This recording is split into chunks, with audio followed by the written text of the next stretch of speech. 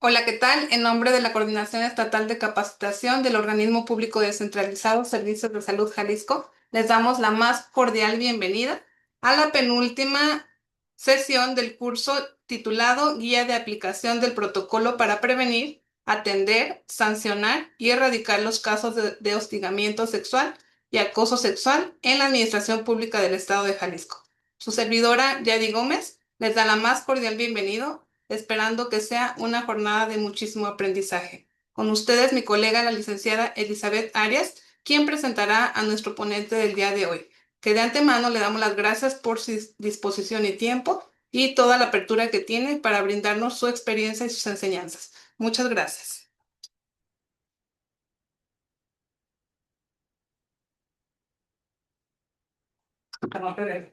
¿Ves?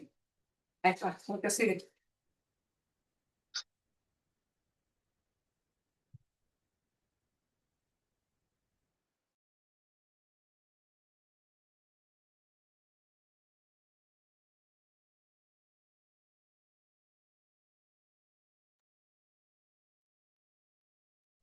Hola nuevamente. El, el día de hoy tenemos a un ponente muy especial para nosotros en la coordinación. Se los voy a presentar. Él es el licenciado Javier Paredes, es abogado por la Universidad de Guadalajara. Él es especialista en Derecho de los Contratos por la Universidad Panamericana y servidor público de la Secretaría de Salud Jalisco, OPD Servicios de Salud Jalisco, desde el año de 1997. Entre sus cargos, fíjense, se ha desempeñado como jefe del Departamento de Legislación, Dictaminación y Convenios del año 1998 al 2001 y también ha sido abogado especializado en la Dirección de Pensiones del Estado de Jalisco, el IPEJAL, durante el periodo del año 2001 al 2013. Además, ha sido encargado del área jurídica de Coprisjal desde el año 2014 hasta el año 2022. Actualmente es encargado de la jefatura de archivo clínico, diseño e implementación de formatos desde el 15 de julio de este año a la fecha. Bueno, en el ámbito académico es profesor de asignatura del Centro Universitario de Ciencias de la Salud, CUCS, desde el año 2016 hasta la fecha, para la Cátedra de Legislación y Salud. Ha publicado el ensayo Transparencia, Patentes y Derecho a la Salud en México en el año 2009 y el ensayo Independencia de México, una revisión, publicado en la revista Estudios Sociales de la Universidad de Guadalajara en el año 2011. En esta ocasión impartirá la conferencia Sistemas de Protección de los Derechos Humanos en el marco del curso ya de aplicación del protocolo para prevenir, atender, sancionar y erradicar los casos de hostigamiento sexual y acoso sexual en la administración pública del Estado de Jalisco. Bueno, muchas gracias a todas las personas que nos siguen en este curso y adelante, licenciado, los micrófonos son todos suyos.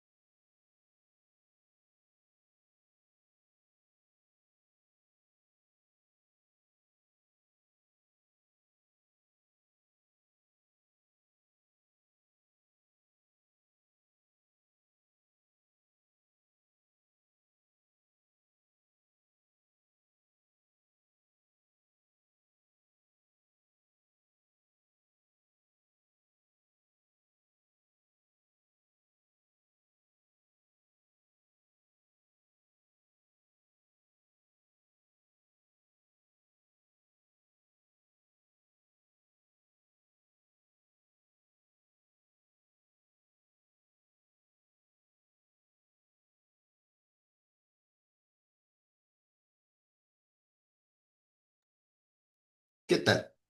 Soy su servidor licenciado Javier Paredes. Les agradezco su participación, su asistencia, su atención en esta pequeña charla que vamos a desarrollar sobre los sistemas de protección a los derechos humanos, tanto en el marco jurídico nacional como en el marco jurídico latinoamericano y en el global. Sin más preámbulo, iniciaría por los antecedentes del caso. Bueno, en la ilustración pueden ver algunos de los pues, luchadores por los derechos humanos del siglo XX y, en cierta forma, el origen de la constitucionalidad moderna con la Revolución Francesa. Primero que nada, voy a hablar del marco teórico. Posteriormente, voy a hablar un poquito más sobre la materia, sustancia de los derechos humanos y, finalmente, sobre los mecanismos que integran los distintos sistemas protectores. Vamos a empezar por la teoría. En primera instancia, bueno, hay que tomar en cuenta que nuestra tradición occidental se funda en dos pilares, ¿no? Por un lado la tradición judío-cristiana y por otro lado la tradición, el conocimiento grecorromano. Podemos nosotros ubicar la tragedia griega de Antígona de Sófocles, en la cual la propia Antígona es condenada por el tirano Creonte por haber enterrado el cadáver de su hermano y bueno, ella apela a que hay una legislación superior. Esto va a tener un impacto muy importante en el tema de los derechos humanos porque los derechos humanos presuponen un orden normativo superior al que está en las leyes. Es decir, que estén o no estén en las leyes humanas, hay un derecho natural, fundamental, inherente a todas las personas, así no esté legislado. En cierta forma es un fundamento pues teórico y metafísico de lo que son los derechos humanos. Esta misma idea que hay en Antígona de que hay un derecho superior al humano es la misma idea que encontramos en el libro de los Macabeos en la Biblia. Hay una diferencia, hay un desfase como de 300 años. Primero es el antecedente cultural griego, luego el judío cristiano, pero parten de la misma idea. Hay un tirano que es Antíoco Epífanes, quiere obligar a los hermanos macabeos a consumir carne de cerdo que les es impura y el primero de ellos dice, prefiero obedecer las leyes de Dios que de los hombres. Si notan, es exactamente el mismo argumento de Antígona. Y bueno, ya propiamente en lo que es la tradición del Nuevo Testamento, en la tradición cristiana, tenemos muchas referencias donde Jesucristo nos habla de cómo la justicia es superior a la ley. Uno de ellos es cuando, por ejemplo, le reclaman que esté curando en sábado y dice, bueno, el sábado se hizo para el hombre o el hombre para el sábado. En otras palabras, las leyes están para servir a los hombres, no los hombres a las leyes. Y da la idea de un orden superior a las convenciones humanas, ¿no? A los acuerdos que como humanos tomamos. Estas ideas, que se fijan son más bien artísticas, religiosas, se plasman ya con un carácter teórico riguroso en la Ética de Nicómaco de Aristóteles. Aristóteles pues conservamos una gran parte de sus obras en el corpus aristotélico y parte de ese corpus es la Ética de Nicómaco, parte de la Ética de Eudemo y la Gran Ética. Curiosamente, la gran ética es la más pequeña. En la ética de Nicómaco viene muy desarrollada la idea de que hay una justicia natural y una justicia legal. Una cosa es lo que como hombres nos ponemos de acuerdo, por ejemplo, que el semáforo sea rojo o verde es justicia legal, solamente es un acuerdo entre personas, y otra es la justicia natural. El hecho de un orden que hay en el universo, en la naturaleza, donde, por ejemplo, los padres alimentan a los hijos, y esto no es porque esté escrito o no en la ley, sino porque es parte del universo, es parte de la ley natural. Por contraposición a Aristóteles tenemos la idea de Gorgias, más bien la idea de Cálicles que aparece en el diálogo platónico de Gorgias, donde realmente el orden natural es el de la ley del más fuerte, ¿no?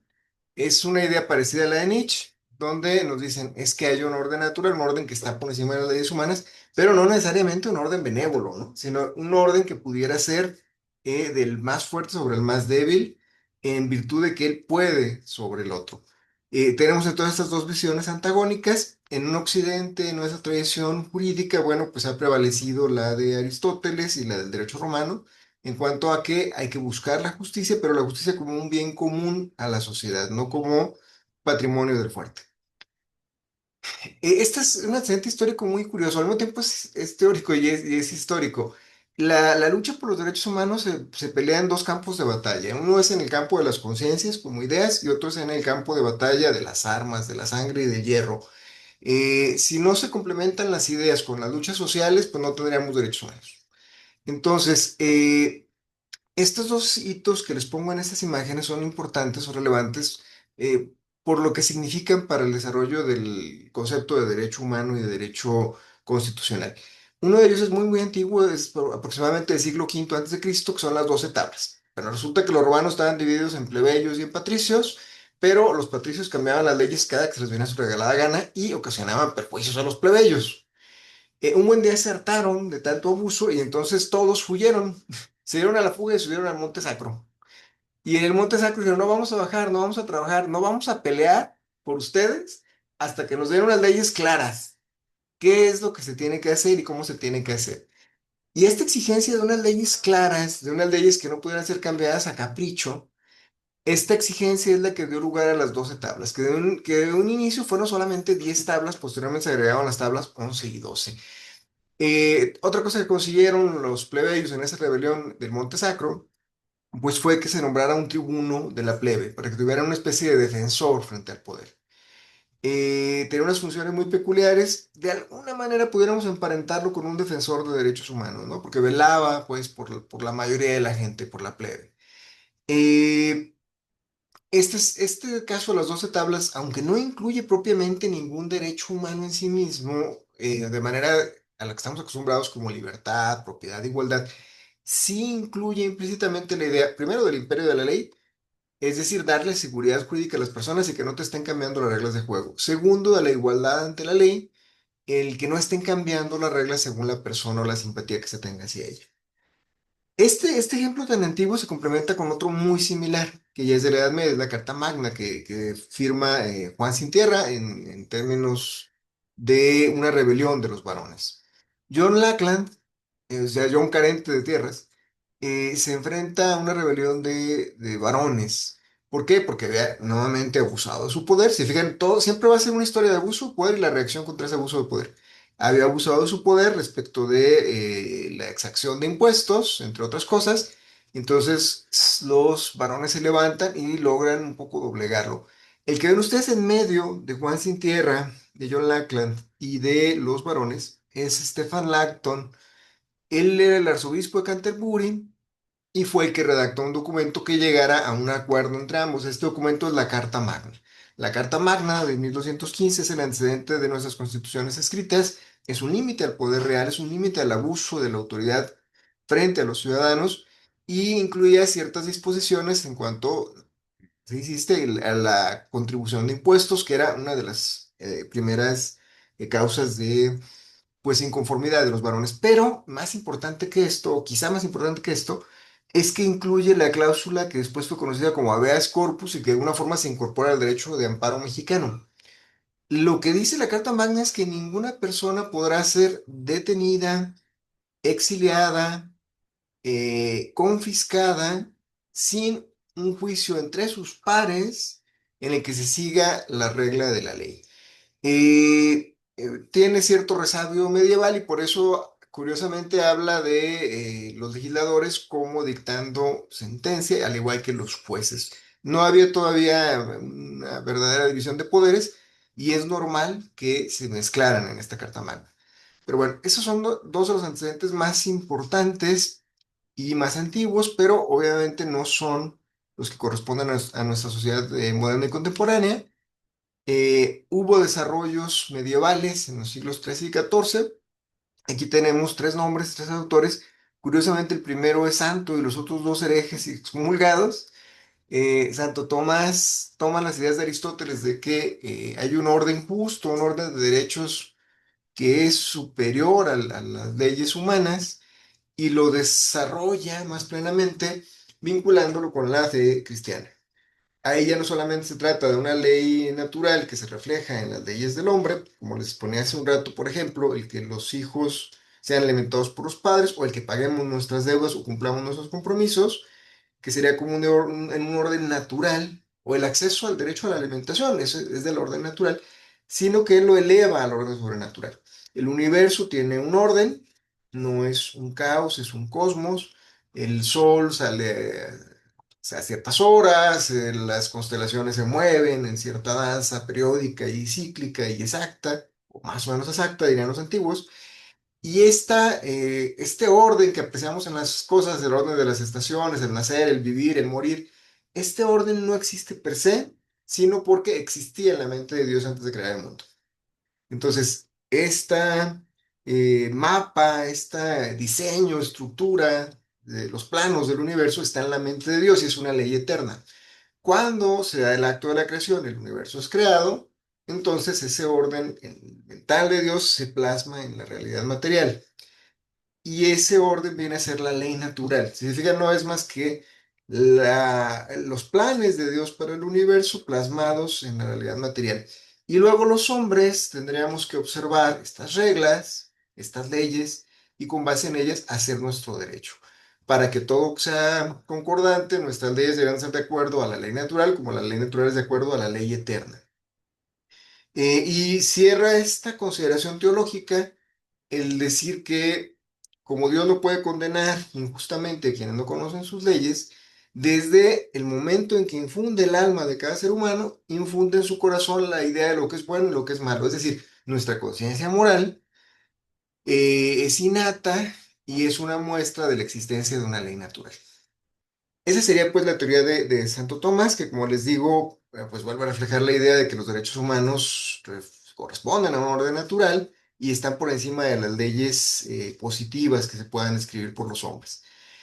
Guillermo de Ockham, como les decía, tanto él como Marsilio de Padua se conocieron de alguna forma, ambos pelearon de alguna forma contra el papado y con el imperio.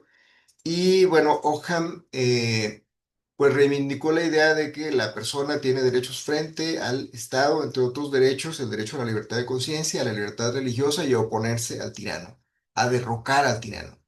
Estas ideas pues son bastante revolucionarias para su época medieval y de alguna manera son apoyadas por las ideas de Marsilio de Padua, donde él habla de que la soberanía reside en el pueblo, debe haber un gobierno racional, lógico y que nuevamente hay derecho a resistir al tirano.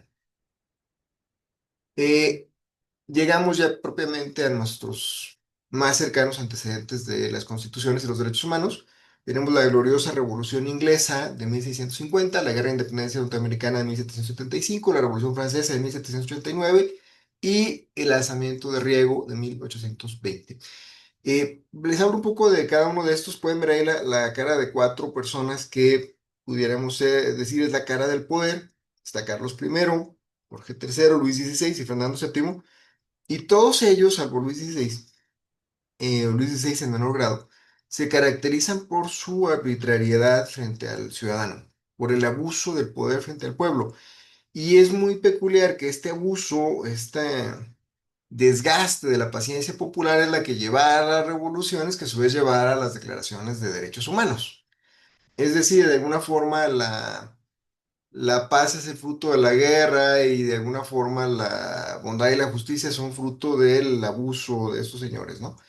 En el caso de Carlos I, pues traicionó su palabra no menos de 5 veces, prometía que iba a convocar un parlamento, lo disolvía, prometía que no iba a cobrar impuestos, los cobraba, quería apresar a los parlamentarios para que no sesionaran, y estaba, según él, negociando la paz con Cromwell mientras estaba viendo, intrigando cómo hacerle la guerra. Entonces, al final a Carlos I lo decapitan por sus traiciones. Y tiempo después, 30 años después, se emite la Carta de Derechos, la Bill of Rights, donde ya aparecen ahora sí con más detalle los derechos humanos. Eh, Algo parecido surge con Jorge III, el loco rey Jorge de Inglaterra. Algunos dicen que no es tan justo llamarle loco, como también dicen que no era justo llamarle loca a Juana la Loca, pero bueno, son denominaciones un poco que les han venido de la historia. El caso de Jorge III es que igual pasó con sus colonias de Norteamérica, ¿no? Le pedían medidas racionales, por ejemplo, lo que ya habían ganado en la Carta de Derechos, en la Bill of Rights y en la Carta Magna, le pedían esa situación tan sencilla como que no les cobraran impuestos sin que previamente los votaran ellos. O sea, no habría tasación sin representación. Los colonos americanos querían tener representantes en el Parlamento, el rey no se los quiso dar y siguió incrementando sus abusos en un grado que se detalla mucho en la Declaración de Independencia, ¿no? Dicen, como uno de los agravios, que incluso contrató alemanes para ir a matar, mercenarios alemanes para ir a matar a sus ciudadanos ingleses. Imagínense, si el rey era visto como un padre, es como un padre que contrata sicarios para matar a sus hijos. Entonces, obviamente la suma de abusos de Jorge III, su incapacidad para adaptarse y para negociar, pues implicaron el que acabó habiendo un alzamiento de los colonos y hubo una independencia. El alzamiento fue en 1775, la declaración de independencia en 1776, y es muy famosa por establecer la siguiente frase que todos los hombres creemos, nosotros el pueblo, we the people, creemos que todos los hombres han sido creados iguales y con los mismos derechos a la vida, a la libertad y a la búsqueda de la felicidad. Como pueden apreciar, no es una declaración muy amplia, no incluye un listado muy minucioso de los derechos humanos, pero sí es una declaración ya precisa y expresa de que las personas tienen derechos por el solo hecho de ser personas.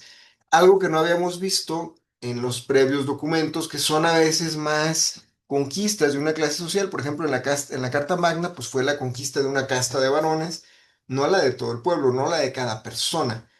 En la Gloriosa Revolución, bueno, ya hay una ampliación también nuevamente hacia los parlamentarios, hacia los lores, pero no es tan claro que abarque toda persona. La Declaración de Independencia de 1776 sí habla de todos los hombres. Desafortunadamente, como fue interpretada, solamente estaría incluyendo a los hombres textualmente, es decir, a los varones y a los varones blancos. Tuvieron que pasar algunas centurias para que esta declaración se volviera efectiva. Y es algo a lo que hace referencia Luther King, el primero que vimos en la primera diapositiva. Es algo a lo que hace referencia Luther King cuando dice que les dieron un cheque sin fondos, que les dieron un cheque que rebotó, que les dijeron que podían ser iguales, pero que no eran iguales. Me refiero a las personas de color.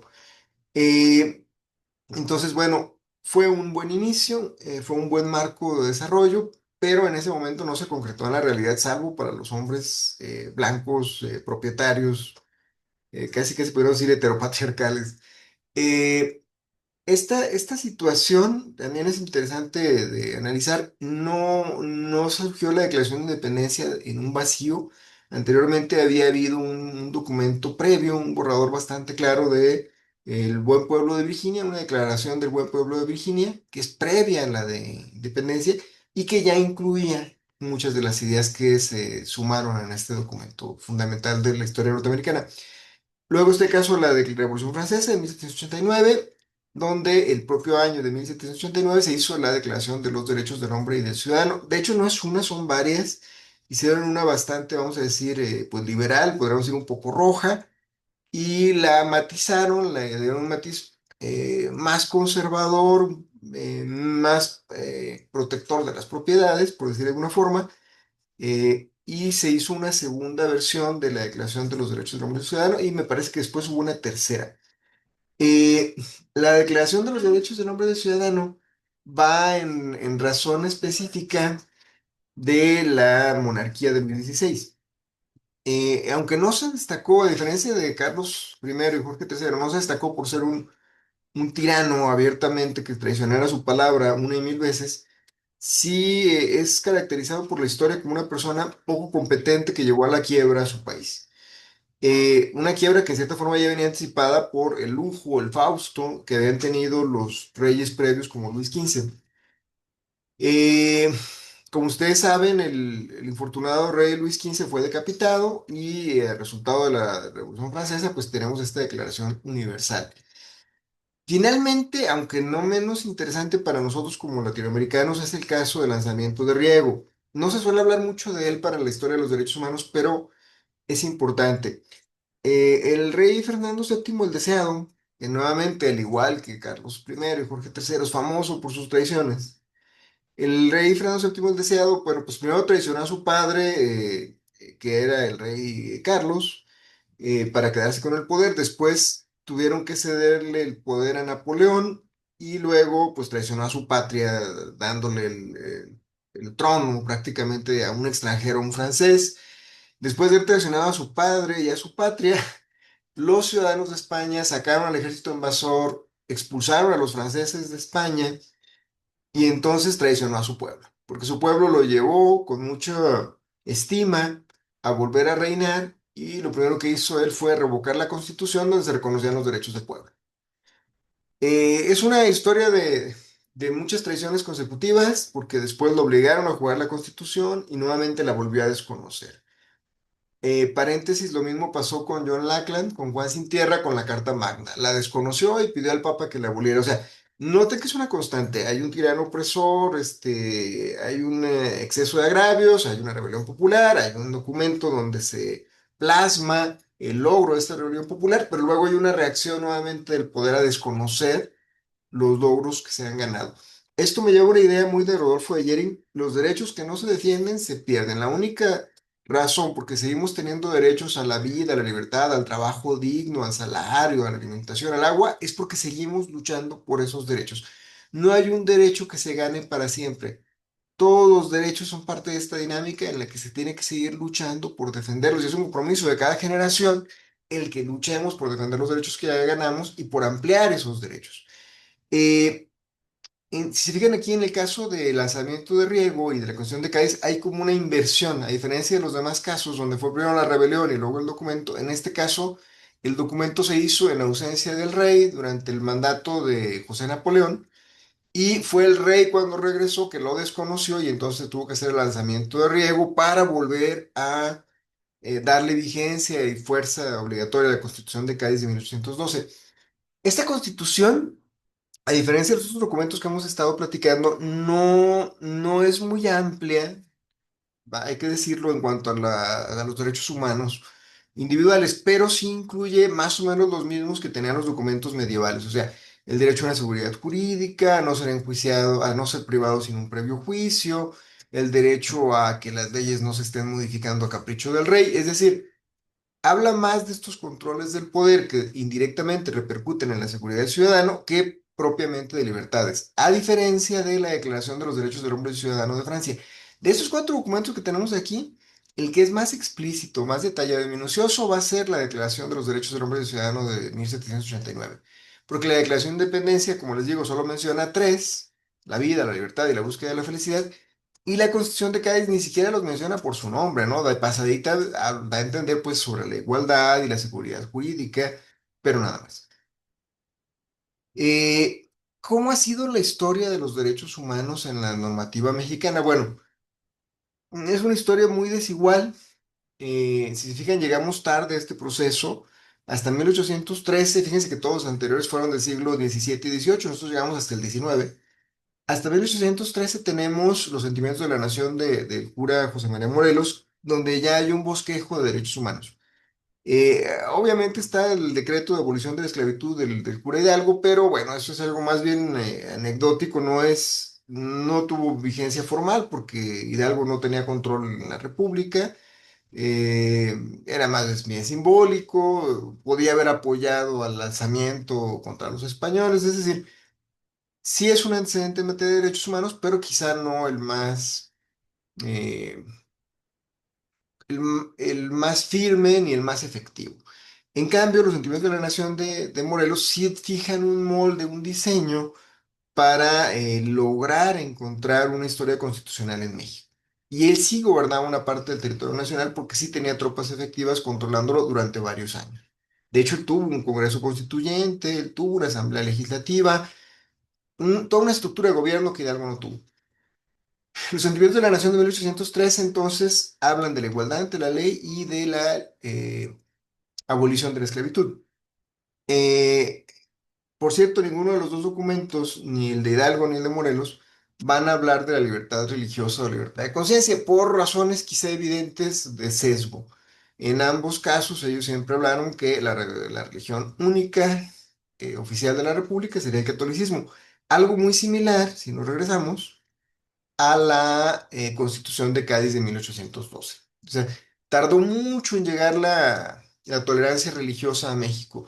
Si nos fijamos en esta otra tabla, desde la Revolución Gloriosa de 1650 se obtuvo la libertad religiosa para Inglaterra. O sea, 1650. No para todos, para los católicos no, porque eran vistos como espías del Papa, ¿no? Pero para las distintas denominaciones protestantes, evangélicos, anabaptistas, puritanos, anglicanos. Ellos tenían desde 1650 con libertad de cultos. Nosotros nos vamos a 1815, ¿ya cuántos años pasaron? Ya pasaron 170 años. Y todavía dice Morelos, la religión católica será la única para México, ¿no? Bueno, no propiamente para México, no recuerdo si utiliza esa palabra, pero será la única para la nación. Eh, Después de este antecedente de don José María Morelos, tenemos la Constitución de 1824, la primera constitución republicana efectiva en México después de la independencia, y pues ahí en la imagen pueden ver a Guadalupe Victoria, nuestro primer presidente constitucional. Esta constitución, como con la misma deficiencia que la de Cádiz, que yo entiendo que se inspiró mucho en la de Cádiz, no tiene una exposición detallada de los derechos humanos. Nuevamente tenemos que inferirlos y algunos de los que se pueden inferir o desprender es el de la igualdad y la libertad de prensa. Tendríamos que esperar hasta 1857, o sea, 200 añitos, considerando la Carta de Derechos inglesa. Tuvimos que esperar 200 años nada más para tener una constitución que tuviera un catálogo de derechos individuales ya minucioso, con garantías de libertad, de igualdad y de seguridad. En la imagen ustedes pueden ver a don Ignacio Comonfort, pues el verdadero artífice de esta constitución. Es el tema del traidor y el héroe, es el artífice de ella, pero también el que la traicionó, según la historia oficial. Suelen atribuirle la Constitución y las leyes de reformas a Benito Juárez, pero la verdad es que la Constitución la hicieron con el brazo militar eh, de Juan Álvarez, con el brazo militar de Juan Álvarez y con el sentimiento, la forma jurídica de don Ignacio Comonfort. En esa Constitución ya vienen prácticamente todos nuestros derechos individuales que aparecen en la Constitución vigente. O sea, si ustedes ven la Constitución actual del artículo 1 al 28, van a ver una serie de derechos humanos que están establecidos, prácticamente todos ellos en germen o en gestación ya estaban en esta Constitución del 57. Por eso su importancia. Si ustedes van al recinto del Congreso de Jalisco, verán que aparecen las tres fechas, 1824, 1857 y 1917. Son nuestras tres grandes constituciones. Y bueno, finalmente la imagen del extremo derecho es la imagen de don Venustiano Carranza con la Constitución de 1917, que va a dar a conocimiento del mundo los derechos sociales. Eh, Esto implica, por eso decía que tenemos una historia ambivalente. En cuanto a los derechos individuales, tardamos muchísimo en reconocerlos, 200 años, pero en cuanto a los derechos sociales, fuimos quizá el primer país en plasmarlos en su constitución. Entonces, fuimos precoces en reconocer los derechos sociales, pero remisos en reconocer los derechos individuales, y a la fecha. Cuando hablamos de derechos humanos, se suele hablar de derechos de primera, segunda y tercera generación. Ahí ustedes pueden ver en la gráfica 2G y 3G, o sea, segunda generación y tercera generación. Los derechos humanos de segunda generación, pues prácticamente son los derechos sociales que se plasman a partir de la Revolución Mexicana en 1910 y la Revolución Rusa en 1917. ¿Cuáles son sustancialmente? Pues un montón. En el gráfico solo aparecen trabajo, salud y educación. Más adelante vamos a desglosar cuáles son aparte de trabajo, salud y educación. En la foto del ángulo inferior izquierdo vemos a Vladimir Ilich Ulyanov de Lenin, que está pues arengando ahí a la multitud, ¿no? ¿Por qué está Lenin? Bueno, pues porque la Revolución Rusa también va a tener estas ideas de derechos sociales, de derechos no de una persona, sino de clases, de grupos sociales vulnerables. La 3G, o sea, la tercera generación de derechos humanos, la tenemos en muchos documentos dispersos. Aquí hay algo muy singular. Toda esta historia de crecimiento, de desarrollo de los derechos humanos ha sido una historia de guerras, pero la tercera generación es una guerra en las conciencias, es una revolución de las conciencias. No podemos hablar de hechos armados propiamente. Está la Conferencia de Estocolmo de 1972, perdón, sobre medio ambiente y la Declaración de la ONU sobre Derechos al Desarrollo de 1986. La persona que aparece en la ilustración en el ángulo inferior derecho es Rachel Carson, la autora de Primavera Silenciosa, el libro que concienció a nuestra cultura occidental sobre la importancia de la ecología, del medio ambiente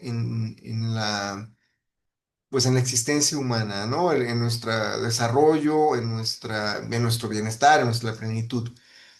En síntesis, de las tres generaciones de derechos humanos, hay una primera generación que abarca, pues, derechos que son individuales de las personas, como libertades, seguridad jurídica o igualdad formal. Se puede decir que se fue gestando entre los siglos XVII y XVIII, con antecedentes en la Edad Media, y no tienen un contenido económico directo, es decir, el gobierno no gasta un centavo o gasta muy poco en respetarnos estos derechos. Prácticamente es nada más no te metas en mi vida, déjame ser libre y está respetando esos derechos. Implican una mínima actividad del Estado. Entre otros, es el derecho a la vida, la libertad de tránsito, la libertad de asociación, de expresión o de creencias. Hay una segunda generación, que ya la hablamos, que es de principios del siglo XX, de las revoluciones sociales, y que incluye prestaciones y tiene un contenido económico directo, implica una actividad sustancial del Estado, que puede ser un servicio público o el fomento de entre la población. Entre otros derechos sociales tenemos a la salud, a la educación, al trabajo o a la vivienda. Más adelante vamos a desarrollar esta idea. Desde mediados del siglo XX, en el último cuarto del siglo XX, tenemos la idea de los derechos globales, que son de tercera generación, que tienen un contenido económico directo que implican una actividad del Estado, pero ya no son ni del individuo, como los del siglo XVIII, ni de grupos o clases, como los de principios del siglo XX, sino de la globalidad, de la totalidad, de toda la Tierra. De alguna forma son los derechos de Gaia de incluyen a los ecosistemas y a las demás criaturas vivientes, por decirlo de alguna forma. El derecho al ambiente, a la paz y al desarrollo.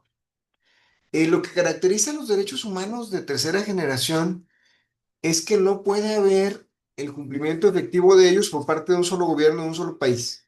Los derechos humanos de tercera generación son necesariamente fruto del acuerdo entre todos los países, entre todas las naciones, porque no hay forma en este pequeño mundo en el que vivimos, no hay forma de que se pueda garantizar el derecho a un ambiente sano, paz y desarrollo por decisiones que se tomen bajo la soberanía de un solo país. Piensen ustedes en el calentamiento global o en el agujero de la capa de ozono. Cuando se hizo el protocolo de Montreal, pues no, se sabía que un solo país no iba a detener el agujero de la capa de ozono.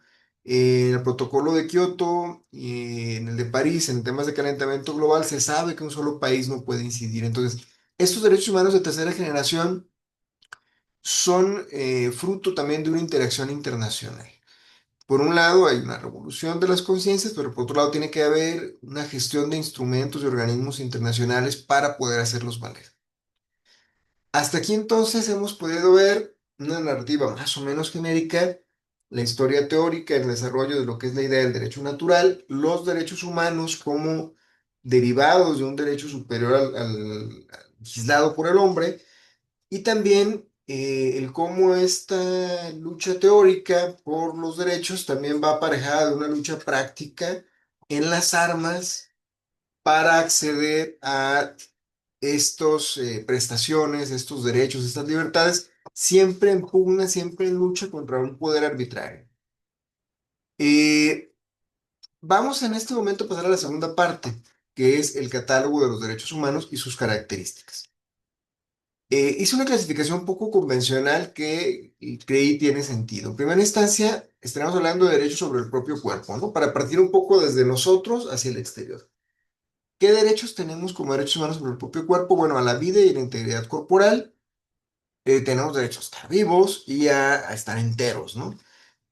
Curiosamente, también, y está en el otro extremo de la tabla, tenemos derechos sexuales y reproductivos, es decir, tenemos derecho a disfrutar de nuestra sexualidad, a formar una familia, a establecer el número de nuestros hijos. ¿Por qué digo curioso y paradójicamente? Bueno, porque cuando hablamos de temas bioéticos como el aborto, hay una pugna, un conflicto, un litigio entre el derecho a la vida del no nacido, pero por otro lado el derecho a la libertad sexual y reproductiva del ya nacido, ¿no? Y cómo entran en pugna estos dos grandes derechos, vida y libertad, es lo que ha llevado al debate de un siglo sobre el aborto. ¿Hasta qué punto alcanza uno y hasta qué punto alcanza el otro? Pero ambos son derechos fundamentales, libertad y vida. Dentro de estos mismos derechos sobre el propio cuerpo está la prohibición de la pena de muerte, la prohibición de la tortura y de la mutilación. Luego, después de estos derechos sobre el propio cuerpo, estaremos hablando de derechos de libertad formal. ¿Por qué hablo yo de libertad formal? Bueno, porque no es una libertad eh, material posible. Me explico. Ustedes y yo somos libres de ir a París. O sea, teóricamente es una libertad formal, pero no necesariamente quiere decir que podamos ir a París. Quizá no tengamos en este momento el recurso. Entonces hay dos conceptos de la libertad. Por un lado, el no tener trabas para hacer algo, pero por otro lado, el tener el poder para hacer algo. Quizá todos nosotros podamos comprar un BMW de, no sé, 2 millones de pesos, en un sentido de que hay una libertad formal, no tenemos trabas, pero no todos podemos hacerlo porque no todos tendremos en este momento ese ingreso. Entonces, volviendo a la idea, los derechos de libertad formal, como ausencia de trabas, incluyen como derechos humanos la libertad de pensamiento, prensa y expresión, lo ven ustedes en el gráfico del ángulo superior izquierdo, y los puse en ese orden precisamente porque en ese orden va, ¿no? Primero tenemos el derecho a pensar lo que queramos, luego tenemos el derecho de expresar lo que queramos, una expresión oral, y finalmente el derecho a que esto sea publicado. Los tres están engarzados, pensamiento, expresión y prensa, pero no son el mismo derecho. Uno es lo que se dice, otro es lo que se, uno es lo que se piensa, otro es lo que se dice, otra cosa es lo que se publica. Las tres garantías están protegidas por la Constitución. Luego, así como hay esa separación entre pensar, decir, hacer, hay otra similar en cuanto a las libertades religiosas de credo y de culto que aparecen en su lado derecho. Una cosa es libertad de credo, yo que pueda creer en el Dios que yo quiera y rezarle mentalmente al Dios que yo quiera, y otra es la libertad de culto, de que yo pueda externar mis actos de culto, salir a la calle en procesión, acompañar a la Virgen, usar una sotana en la calle. Y México es un país que se caracterizó por que sí había libertad de credos, pero no había libertad de cultos. Todos los actos de culto público estuvieron prohibidos más o menos de 1917 hasta 1992. Claro, nadie hacía caso a esta prohibición, pero ahí está, estaba en la ley, hasta que fue modificada en el periodo del presidente Carlos Salinas de Gortari. Tenemos libertades de tránsito y de residencia. Curiosamente, nuestra Constitución hace mucho énfasis en la libertad de tránsito y poco en la de residencia, pero la idea es que nos podemos desplazar libremente por el territorio de la República.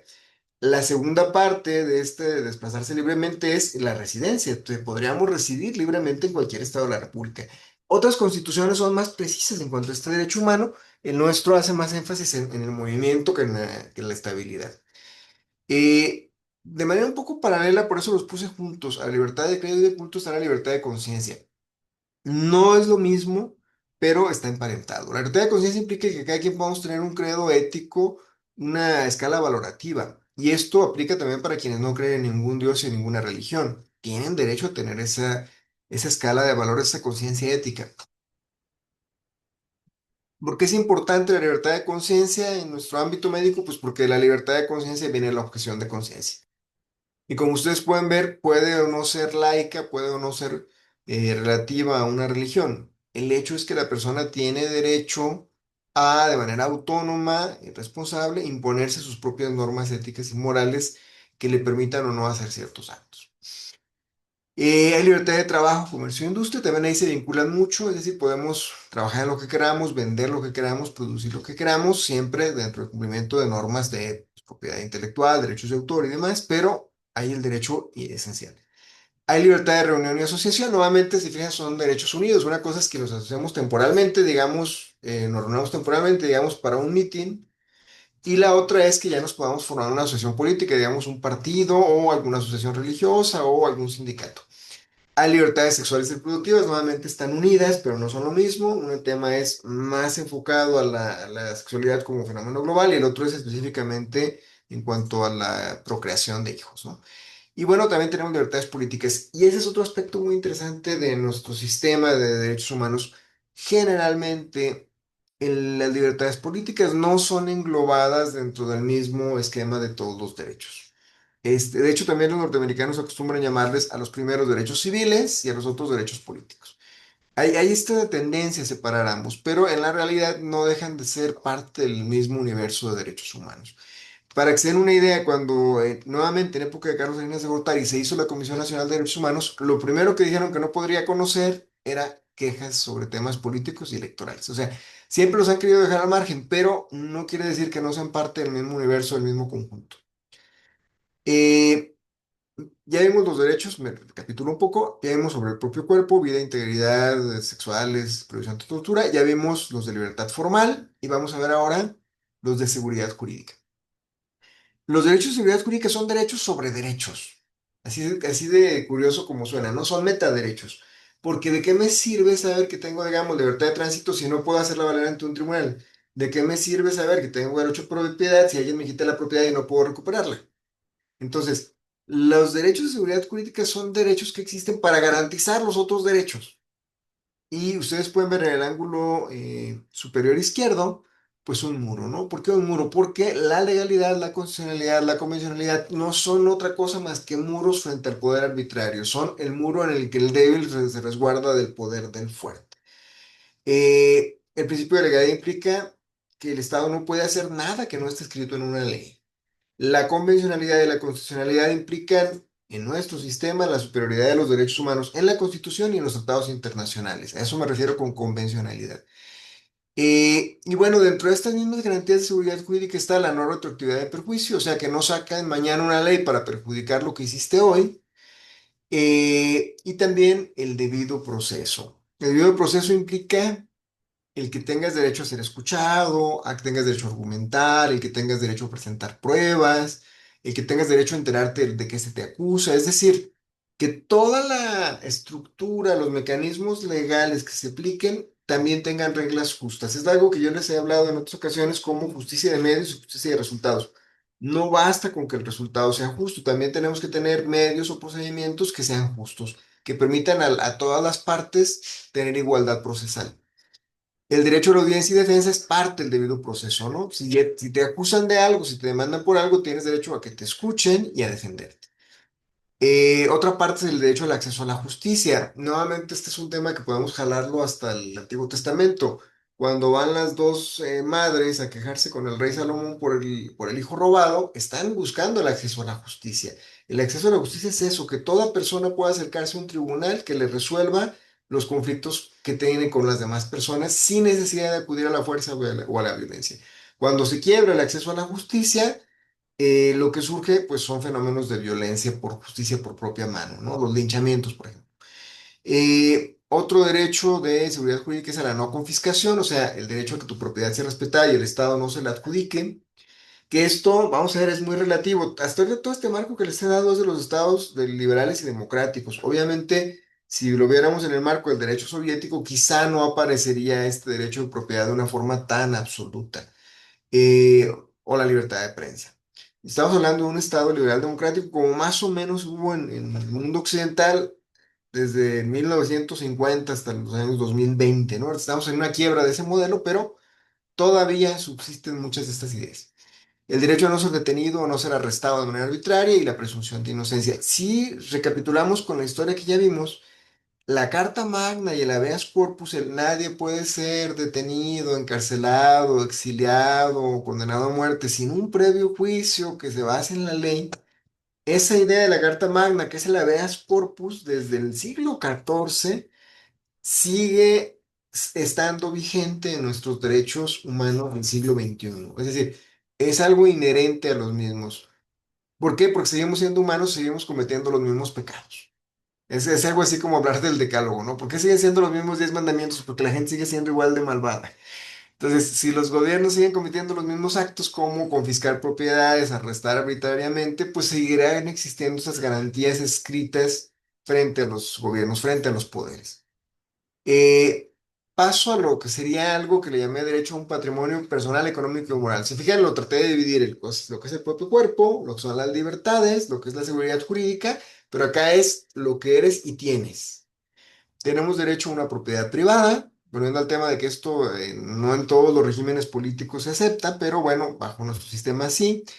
Tienes derecho a la intimidad, a que no se conozca ese ámbito que tú no quieres que sepa de tu persona, es decir, el derecho a tener secretos, a tener privacidad.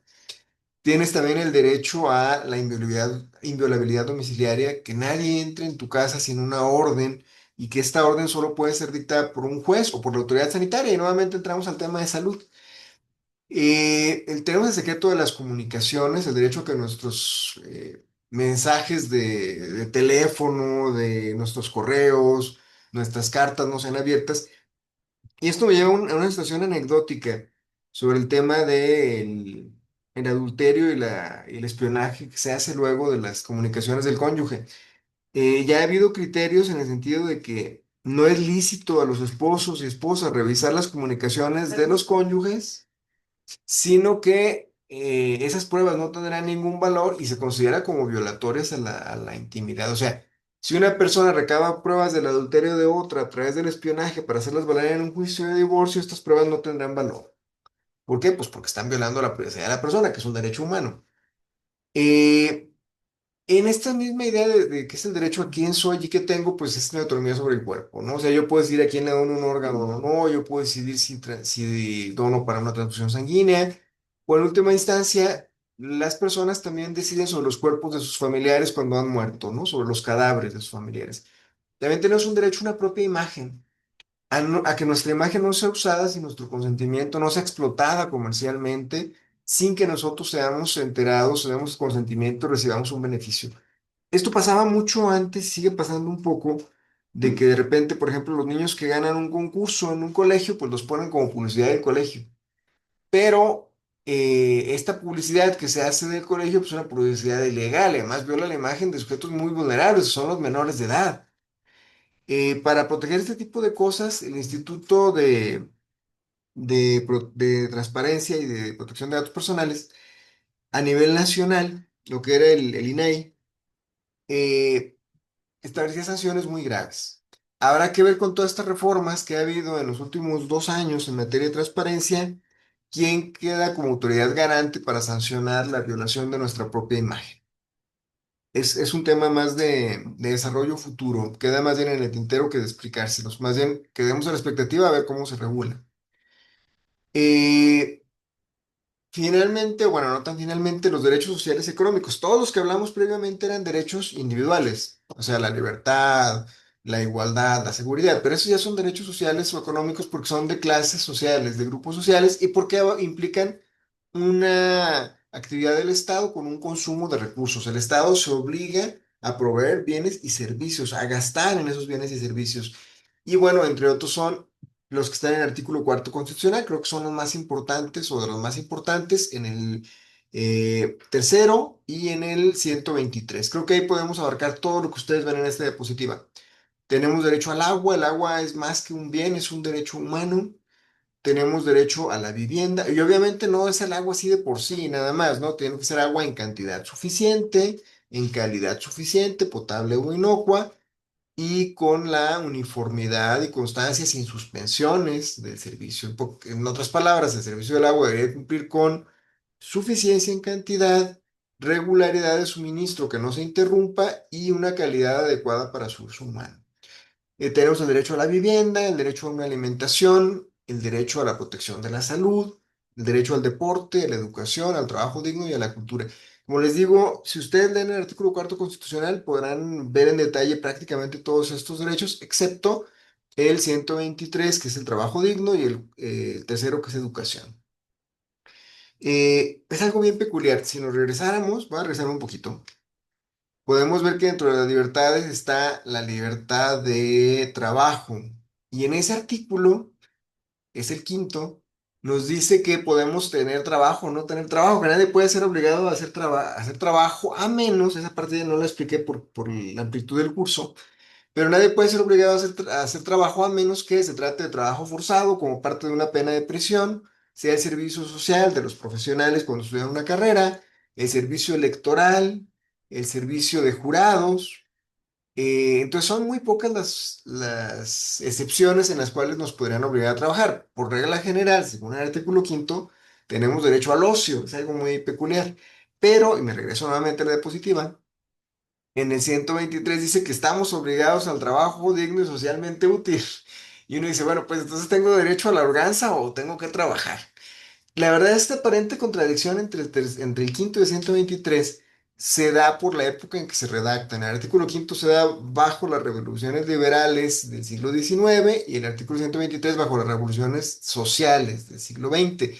La idea que tenían los legisladores del siglo XIX era pues que no obligaran a las personas a la esclavitud o a los votos religiosos forzosos o a la servidumbre dentro de una hacienda. O sea, se buscaba, de cierta forma, romper los grilletes de que las personas pudieran no ser esclavizadas, no ser siervos, peones de una hacienda, que estuvieran arraigados ahí sin que los pudieran mover. Eso pasaba mucho por las deudas. Por ejemplo, en Yucatán, cuando una familia indígena de, no sé, Tzotzil, Quetzales, alcanzaba la mayoría de edad del niño o el muchacho, le daban una casa, le daban el menaje, pero quedaba endeudado de por vida con el hacendado, ya no podía moverse de ahí. Entonces, la idea del siglo XIX es demos la libertad, pero cuando ya en el siglo XX lo que ocurre es al revés, que las personas no tenemos trabajo y que el problema es tener trabajo, ya no el estar esclavizado, entonces lo que se dice es, no, todo el mundo tiene derecho socialmente al trabajo útil, socialmente útil y digno, y todo el mundo tiene que aportar a la sociedad. Y esto va más con la idea que está tanto en San Pablo como en Marx, de que el que no trabaja, que no coma, ¿no? De que todos tenemos que aportar a la sociedad. Tenemos que conciliar esas dos situaciones con derecho del trabajo. Teóricamente tenemos derecho a trabajar y no nos pueden forzar, pero hay un deber social a hacer una labor útil. El derecho a la cultura o al deporte son relativamente nuevos con respecto a los otros que están aquí. También el agua es relativamente nuevo. Bueno, hasta ahí los derechos sociales. Y vamos a ver cuáles son las características. ¿Cómo vamos a categorizar los derechos humanos? Por un lado, son universales, se aplican a todas las personas, en todos los países, en todas las regiones, en todos los estados, porque no debe variar la condición de una persona de un lado a otro. Desafortunadamente, esto no se cumple. Por ejemplo, por ponerles un caso muy bobo, si una persona muere por una negligencia médica en Jalisco, se paga una cantidad que va a ser distinta si muere en California o que va a ser distinta si muere en Nuevo León o en la Ciudad de México, porque cada estado tiene su código civil y cada código civil tasa de manera distinta las muertes por negligencia médica. Como ven, hay una flagrante violación a un derecho humano, a una seguridad jurídica. ¿Por qué? Porque entonces va a depender de qué estado ocurren los hechos para ver qué me aplican, cuando todas las personas deberían tener los mismos derechos. Contra esta idea de que cada estado tenga leyes propias que dan derechos diferentes, han venido habiendo cada vez más leyes generales. Tenemos ahora ya un Código Nacional de Procedimientos Civiles, un Código Nacional de Procedimientos Penales, y la idea es que poco a poco vayamos homologándonos, que de veras los derechos humanos sean universales y seamos regidos por las mismas leyes. Otra característica que les atribuimos es que son imprescriptibles, es decir, eternos de alguna forma, ¿no?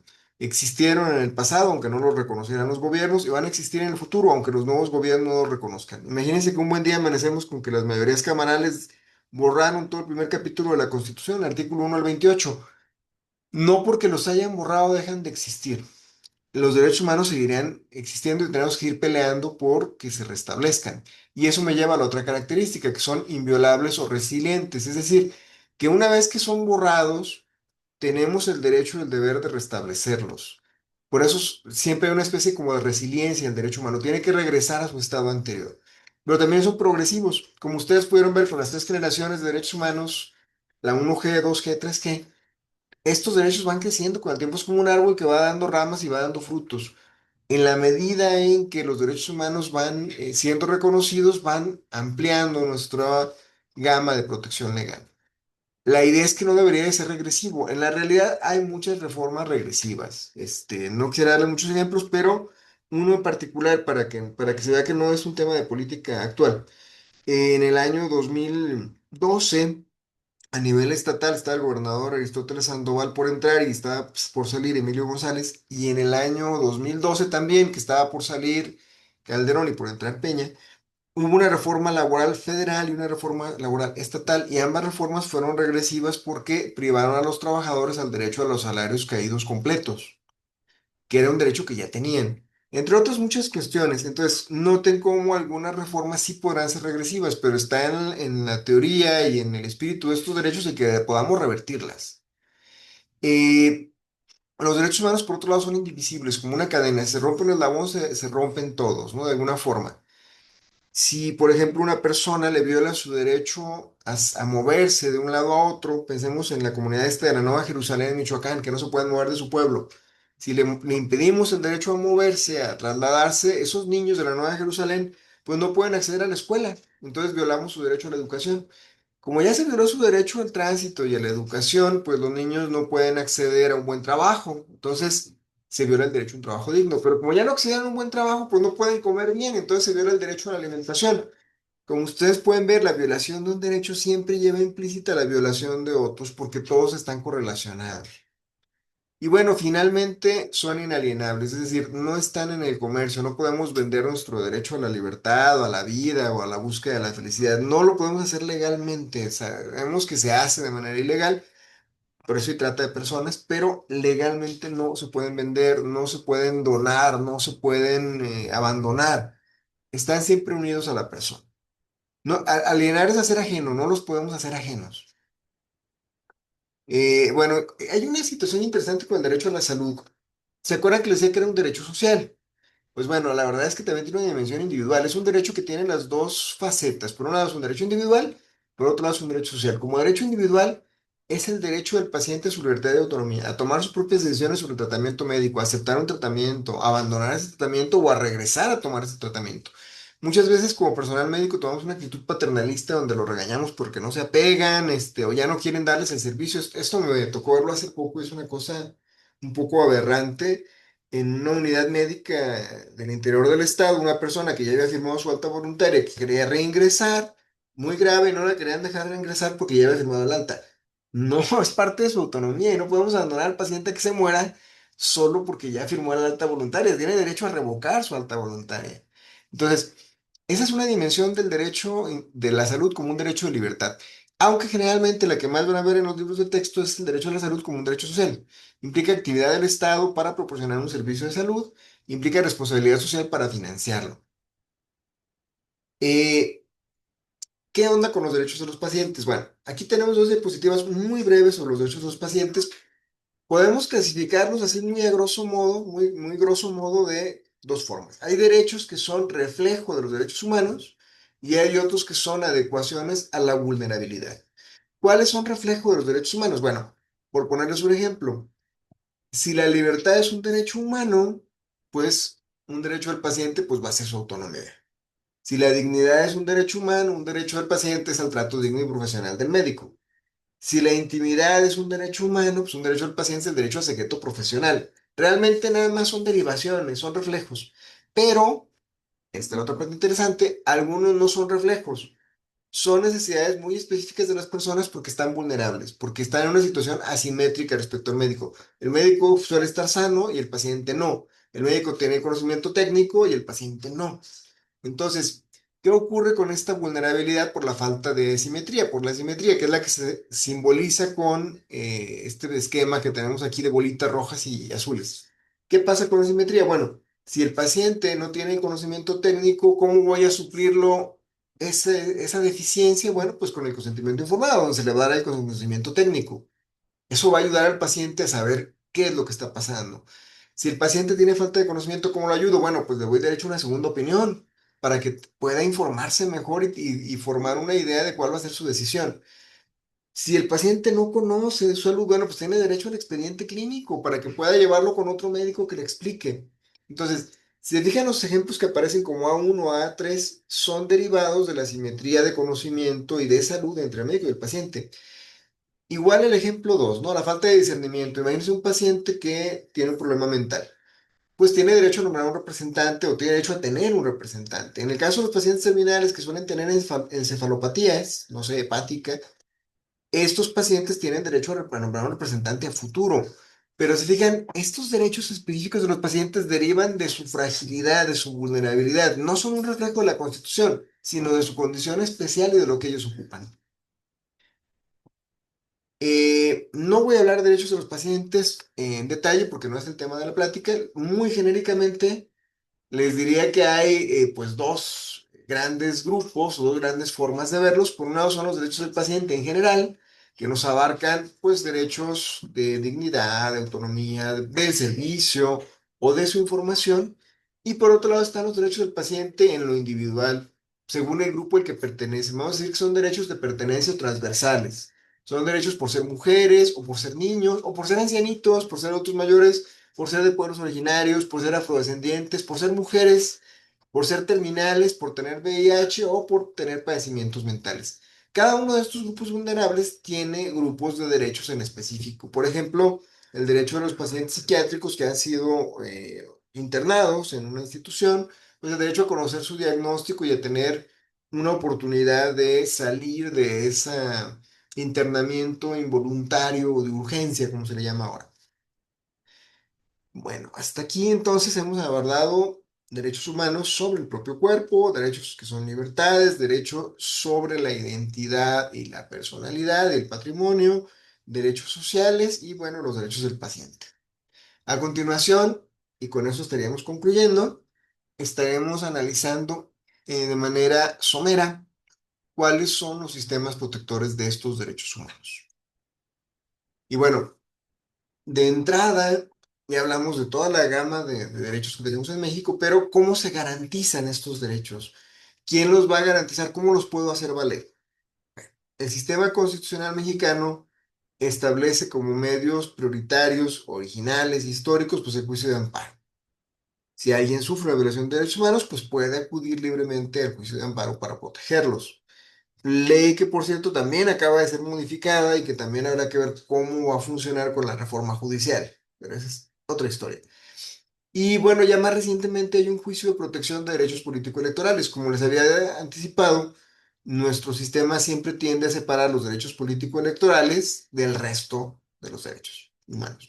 Entonces, eso es una muestra cómo hacen esta segregación. Por un lado tenemos el juicio de amparo para todos los derechos humanos, pero por el otro lado tenemos un juicio específico para violación de derechos político-electorales. Por ejemplo, que no te dejen ser candidato o que no te dejen votar. A más de estos medios que son jurisdiccionales, es decir, ante los jueces, tenemos medios no jurisdiccionales, es decir, fuera de los jueces, que son la queja ante la Comisión Estatal de Derechos Humanos de Jalisco o la queja ante la Comisión Nacional de Derechos Humanos. Eh, Hay otros mecanismos indirectos para proteger los derechos humanos. Recordemos, los directos son el amparo, la protección de derechos políticos electorales, la queja de derechos humanos nacional y la queja de derechos humanos local. Pero ¿cuáles son de manera indirecta protectores de derechos humanos? Por ejemplo, la controversia constitucional. Si hay una ley que emana de un Congreso local que viola la Constitución, pues entre los poderes tendrán que hacer un juicio, una controversia para que se declare si esa ley es inconstitucional. Aunque el juicio de origen no busca proteger al derecho humano, la consecuencia es que se va a proteger el derecho humano. Imagínense que el Congreso, digamos, de Guanajuato aprueba la pena de muerte para el aborto. Y entonces el Congreso, la Comisión Nacional de Derechos Humanos promueve una controversia constitucional. Al final de cuentas, al anular esa ley que convertía el delito de aborto en pena de muerte, están beneficiando un derecho humano de las personas a, a un trato humanitario dentro del sistema penitenciario. Entonces, indirectamente, estos medios van a proteger los derechos de las personas. Uno es la controversia constitucional, cuando hay actos o leyes de dos poderes que entran en conflicto. Otro es la acción de inconstitucionalidad, que es cuando hay una ley que no es acorde con la Constitución. Pero también va a haber otra forma de proteger derechos humanos. Por ejemplo, si una madre no recibe la pensión alimenticia de su hijo, pues ella va a demandar por la pensión alimenticia. Es un juicio civil o familiar. Este juicio civil o familiar, ¿qué es lo que va a garantizar? Pues que los niños coman. Entonces, un juicio civil también puede garantizar la alimentación, que es un derecho humano. Si una persona es violentada, sufre una violación sexual y denuncia a su agresor para que sea castigado, pues se está protegiendo las libertades sexuales. Y también ese juicio penal es una forma indirecta de proteger los derechos humanos. Si a una persona la corren injustificadamente y demanda, pues ese juicio laboral es una forma indirecta de proteger el derecho humano al trabajo. Aparte de la controversia constitucional, la acción de inconstitucionalidad, los juicios civiles, penales o administrativos, hay el derecho a presentar quejas ante la CONAPRED por discriminación. La CONAPRED se convierte en un elemento auxiliar protector a los derechos humanos, sobre todo el derecho humano a la igualdad. Eh, Algo similar ocurre con lo que anteriormente era el CONAVIM, el Consejo Nacional contra la Violencia de las Mujeres, y Mujeres, que era el Instituto Nacional de la Mujer, que ahora se sustituye por la Secretaría de la Mujer. La Secretaría de la Mujer va a ser este mecanismo donde también se están protegiendo los derechos humanos, pero con un enfoque de género. Entonces, recapitulando, los mecanismos directos en México son el amparo, el juicio de protección de derechos político-electorales, la queja ante la Comisión Nacional, la queja ante la Comisión Estatal, los directos. Los indirectos son la controversia constitucional, la acción de inconstitucionalidad, juicios, las quejas ante CONAPRED y las quejas ante la Secretaría de las Mujeres. Llegamos ya a la parte final de esta exposición. ¿Qué significa el que existe un sistema protector de derechos humanos? Un sistema protector de derechos humanos es un conjunto de elementos. Así como definimos que un país es un conjunto de elementos donde hay población, territorio, gobierno, soberanía, así también definimos que un sistema protector de derechos humanos es un conjunto de elementos que incluye normas, es decir, reglas, instituciones, es decir, personas, organizaciones que van a hacer cumplir esas reglas, mecanismos, lo que implica políticas públicas, programas públicos, recursos públicos y procedimientos, o sea, reglas de proceso para hacer garantizar y valer los derechos humanos. Eh, ¿Cómo son estos cuatro elementos? Normas, instituciones, mecanismos y procedimientos en nuestro sistema. Bueno, pues son como se indica. En primer lugar, bueno, aquí están normas, políticas, instituciones y procedimientos. En primer lugar, veamos las normas. Tenemos acuerdos internacionales, Hay una pluralidad muy grande de acuerdos internacionales ratificados por México a través de su Senado, porque recordemos, en México la política exterior es llevada de manera conjunta entre el Senado y la presidencia.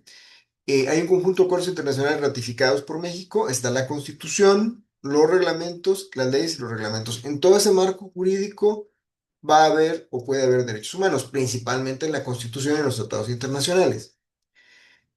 ¿Qué tratados internacionales tiene México ratificados a nivel global, a nivel mundial? Bueno, el Pacto Internacional de Derechos Civiles y Políticos del 81, la Convención contra la Tortura del 86, la Convención contra la Discriminación Racial del 75, la Convención contra la Discriminación de las Mujeres del 81, la Convención de los Derechos del Niño del año 90 y la Convención sobre los Derechos de las Personas con Discapacidad del año 2007. Si se fijan, hay un marco general, un marco global, hay una Declaración Universal de los Derechos Humanos, pero también hay convenciones específicas para grupos vulnerables como son niños, mujeres, personas con discapacidad y minorías étnicas que sufren de discriminación racial. Esos son los internacionales. En el ángulo derecho pueden ver pues el símbolo de que hay un acuerdo internacional y también el tema de la tortura. ¿Cuáles son los que tenemos pero a nivel Latinoamérica, a nivel continente?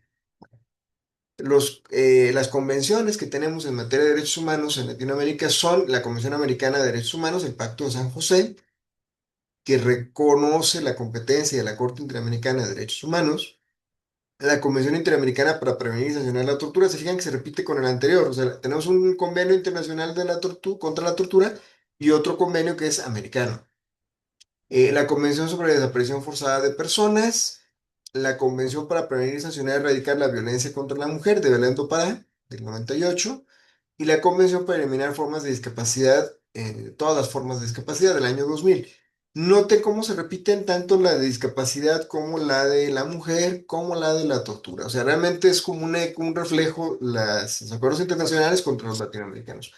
Entonces dirán, ¿y para qué diablos queremos tantos convenios que dicen lo mismo, no? Bueno, la lógica de esto está en que los mecanismos regionales de protección de derechos humanos permiten acercar la justicia internacional al país. Imagínense que ustedes tuvieran que ir a demandar a La Haya. Sería muy caro, sería muy tardado. De hecho, es caro demandar incluso aquí. Pero la idea de que haya un solo organismo mundial centralizaría las decisiones y las encarecería y las entorpecería y alargaría. La idea de que tengamos mecanismos regionales es acercar la justicia a las personas. Y en nuestro caso tenemos la Comisión Interamericana de Derechos Humanos, que es una, la CIDH, y por otro lado la Corte Interamericana de Derechos Humanos, que es la Corte IDH. Tienen distintos poderes y distintas funciones dentro de este mecanismo regional. Ante la comisión solamente va a haber procedimientos de petición o queja, pero ante la corte sí hay demandas y esas demandas sí dan sentencias que son obligatorias. Noten ustedes la diferencia. Mientras que la Comisión Interamericana de Derechos Humanos se parece a nuestra Comisión de Derechos Humanos, o sea, no es vinculatoria, la Corte Interamericana de Derechos Humanos se parece a nuestro amparo. Es vinculatorio, es forzoso, es obligatorio. Otra cuestión, ¿qué tanto se haya logrado cumplir o si se ha cumplido en todos los casos? Pero en términos técnico-jurídicos, sus sentencias son tan vinculatorias como la sentencia de cualquier tribunal. Miren, ¿qué leyes hay en materia de protección de derechos humanos en México? Bueno, está la ley de la Comisión Nacional de Derechos Humanos, la Ley General de Víctimas, la Ley para Prevenir la Discriminación, la Ley sobre Desaparición, la Ley de Acceso de las Mujeres a una Vida Libre de Violencia y la Ley de Derechos de Niños y Niñas. ¿Se fijan? De estas leyes, te aparecen ahí estas 6 leyes, 4 de ellas tienen la palabra general. ¿Por qué son generales? Porque no son de un estado o de la federación, son del estado de la federación, son de todos los mexicanos.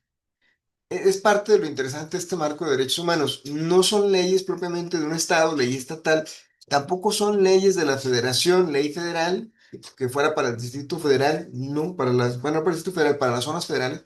Son leyes generales, valen en todos los estados y en la Ciudad de México. En la ilustración pueden ver el tema de la ley contra la discriminación y de la ley de los derechos de los niños y las niñas y adolescentes. ¿Qué instituciones tenemos? Bueno, a la Comisión Nacional, a las comisiones estatales, pero hay otras instituciones coadyuvantes. Está la Secretaría de las Mujeres, está la Defensoría de Oficio, la Procuraduría Social y la CONAPRED. Noten que estos órganos que coadyuvan son los que usan los medios auxiliares, como ya platicamos cuando dijimos que un juicio por alimentos, al fin de cuentas, una pensión alimenticia, al final de cuentas, acá, va a ayudar a un niño a tener alimentación, que es un derecho humano. Una denuncia por violación va a proteger la libertad sexual, que es un derecho humano. Entonces, de manera indirecta, la Fiscalía, la Procuraduría Social, la Defensoría de Oficio, el CONAPRED o la Secretaría de las Mujeres también contribuyen a la protección de los derechos humanos. ¿Qué políticas hay? Bueno, tenemos un programa nacional de derechos humanos que tiene como ejes principales la no discriminación, la seguridad y la justicia, los derechos económicos como la salud, la educación, los derechos ambientales y el desarrollo. Este programa se hace sexenalmente, es parecido a nuestro programa de salud, es el PNDH. Y también tenemos una política de verdad, memoria y justicia que busca esclarecer violaciones graves del pasado como la Guerra Sucia en los años 70. Hay además un mecanismo de protección a periodistas que se supone que les debe de brindar escoltas, cámaras de seguridad y reubicación temporal. Ha habido muchas quejas en el último sexenio de este mecanismo, pero está establecido en las leyes. Y hay un enfoque especializado en grupos vulnerables. La idea es que nos preocupemos más en específico por las mujeres, los migrantes o los pueblos indígenas porque están en situaciones más vulnerables. Finalmente, los mecanismos, como les decía, podemos hacer, noten que hay una escalatoria y es como una pirámide que van escalando. Están primero las quejas ante la Comisión Estatal de Derechos Humanos, que pueden escalar a quejas ante la Comisión Nacional de Derechos Humanos, que pueden escalar a peticiones ante la Comisión Interamericana de Derechos Humanos y cuyo último nivel o penúltimo nivel son las demandas ante la Corte Interamericana. ¿Qué está por arriba de la Corte Interamericana? Pues la ONU. Y la ONU tiene distintos mecanismos. Uno es un comité de tratados, otro hay un examen periódico universal. O sea, la ONU hace una especie de supervisión de que cada estado esté cumpliendo con los derechos humanos. Imagínense como cuando ustedes salen a visitas de supervisión. La ONU en teoría es una supervisión donde los estados son verificados que estén cumpliendo. Cada país es verificado que esté cumpliendo. Y luego hay relatores especializados. México hace poco tuvo un roce diplomático muy fuerte porque el Comité de la ONU contra la desaparición forzada reaccionó respecto a las personas que encontraron sus restos en este pues, lugar de reclutamiento, ¿no? Que estaba aquí en Jalisco. Hicieron un pronunciamiento mundial y el gobierno mexicano pues lo refutó, no lo reconoció. Esos son entonces los mecanismos, como ven, son escalables y al decir que son escalables quiere decir que no cualquier queja va a llegar ante la Comisión Interamericana o ante la Corte Interamericana, solamente quejas muy graves llegan con ellos. Y ya con eso estaremos terminando. ¿Cuáles son algunas de las quejas muy, muy graves de derechos humanos que han ocurrido en México y si han llegado ante la Corte Interamericana de Derechos Humanos? Bueno, uno es el caso de Campo de Algodonero, son 8 mujeres de Ciudad Juárez que fueron pues muertas en el año de 2001 a 2005. Este caso es parte de ese fenómeno de las muertas de Juárez que se dio en esa época y la Corte Interamericana falló contra el gobierno mexicano como responsable de discriminación por falta de investigación y discriminación de género y social. Como eran trabajadoras de maquiladoras, no les dieron la importancia a las muertes, no se investigaron los casos. Se hizo un proceso ahí de marginación social por clase y por género. Está el caso de Rosendo Radilla, que se resolvió en 2009. Es una desaparición que se dio en los años 70 en el contexto de la Guerra Sucia. Eh, Rosendo Radilla era un luchador social del estado de Guerrero que fue desaparecido al parecer por el ejército mexicano. Parecido al caso de Rosendo Radilla y también en Guerrero está el caso de Rosendo Cantú, pero esta es una mujer. Noten la similitud de nombres. Ambos son Rosendos, ¿no? Solamente en un caso es un varón y en el otro caso una mujer, Valentina Rosendo. En este otro supuesto, esta chica tenía, me parece que 17 años cuando entraron a su casa y la violaron miembros del ejército mexicano. Eh, Fue un caso de tortura y violencia sexual contra mujeres indígenas. Y bueno, ya más recientemente el caso de Digna Ochoa. Ella era una defensora de los derechos humanos. Ella había trabajado en casos parecidos al de Rosendo Cantú. Había denunciado al ejército mexicano, recibió muchas amenazas de muerte, pidió protección, el Estado mexicano no se la brindó, por lo menos no de manera efectiva, y bueno, pues fue asesinada. Inicialmente incluso lo calificaron como suicidio, y eso que no cumplía con ninguna característica de suicidio, ¿no? Esto hizo que fuera todavía más grave la violación de derechos humanos por el falseamiento de la evidencia. En estos cuatro casos ya hay sentencia de la Comisión Interamericana, perdón, de la Corte Interamericana de Derechos Humanos en contra de México, obligando a tomar medidas y ya se han tomado las medidas, reforzando la idea de que estas sentencias no son de buena voluntad o llamadas de atención o listas a Santa Claus, son órdenes de autoridad que se tienen que cumplir. Creo que son el mecanismo más representativo e importante de los sistemas protectores de derechos humanos que hay en América. Eh, ¿Qué otros casos importantes hay en la Corte Interamericana en este momento que no se han resuelto? Bueno, pues está el tema de Ayotzinapa, no se ha resuelto, y también está el tema de la reforma judicial en México. En el tema de la reforma judicial en México, 14 mujeres juzgadoras presentaron su juicio contra la elección judicial porque dicen que viola el derecho al acceso a la justicia, del cual hablamos anteriormente, al partidizar la justicia y politizarla. Estos dos juicios pues van para largo, sobre todo el de la reforma judicial, porque acaba de empezar. Ese ni siquiera ha sido admitido hasta donde yo recuerdo, apenas están valorando la admisión o no para darle seguimiento. Y pues bueno, este fue una muy breve mención de los distintos orígenes, desarrollo, contenido y alcance de los derechos humanos y de los elementos, mecanismos y procedimientos de los sistemas protectores de derechos humanos.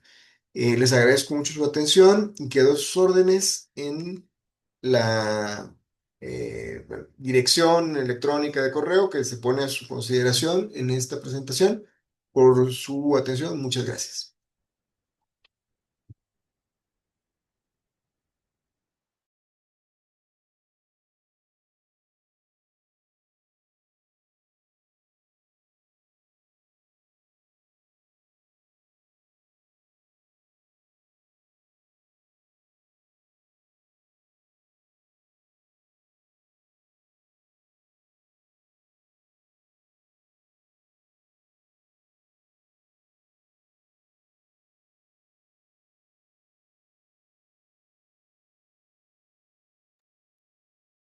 Excelente ponencia, muchísimas gracias, licenciado Javier Paredes, y gracias a todos ustedes por estar al pendiente de este curso de capacitación. Los invitamos a participar de la siguiente sesión con el licenciado Juan Carlos Mendoza. Él es un psicólogo que nos va a desarrollar la ponencia Contención emocional y resolución de conflictos. Muchísimas gracias por su participación y quedamos a sus órdenes. Gracias.